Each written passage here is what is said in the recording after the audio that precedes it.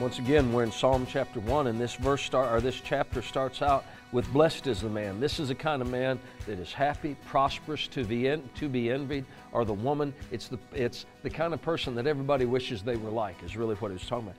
And we spent the first couple days talking about what a blessed man doesn't do, but I want to get into today what the Bible says a blessed man does do.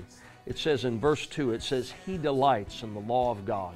Now I want to stop real quickly there. He delights. That means he takes pleasure in.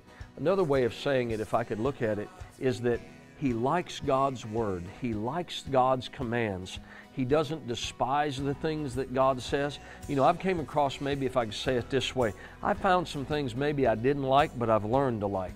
I didn't despise it and say, I don't like that, I don't agree with that. You know, Paul was nuts there, or God was just mean and ugly there. It says that a blessed man is someone that delights in God's word and God's laws and adjusts his life to that this is right, this is life.